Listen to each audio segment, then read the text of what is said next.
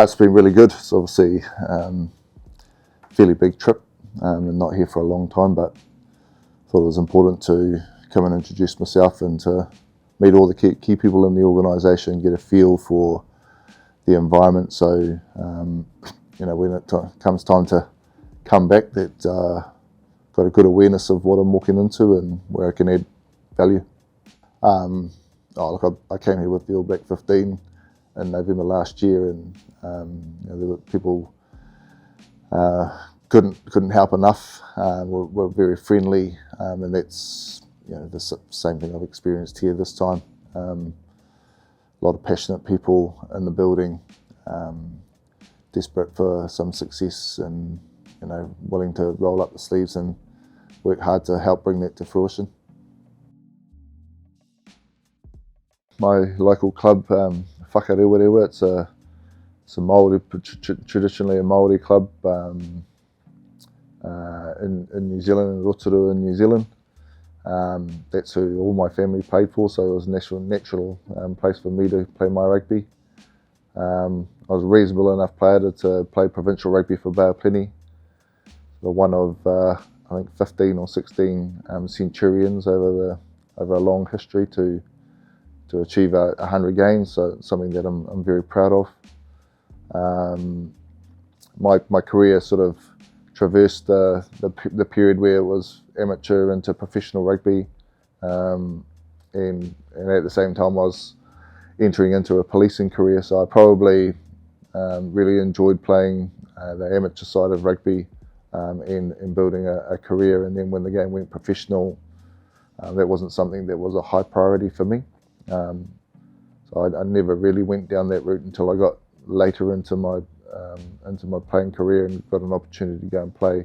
Firstly in France, I played a little while at Pau, and then over to Japan for a team called Coca-Cola. I was there for I think 4 years before I decided to hang up the boots at the ripe old age of 32. Moved back to New Zealand and got back into policing and coaching. So yeah, I think I had the potential to probably achieve more than what I did as a rugby player, but I still played at a fairly high level, represented New Zealand, and yeah, I've probably been climbed a little bit further up the food chain once I got into the coaching side of the game.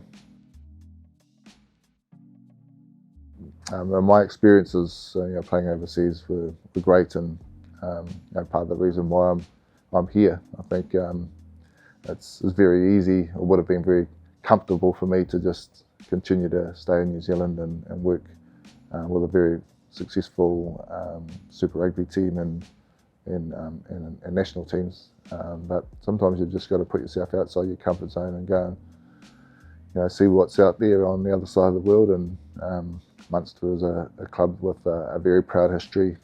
New Zealanders are well aware of the success that they've enjoyed against New Zealand teams over its history. So this is just another part of the growth and evolution of my coaching career, and great opportunity for my family.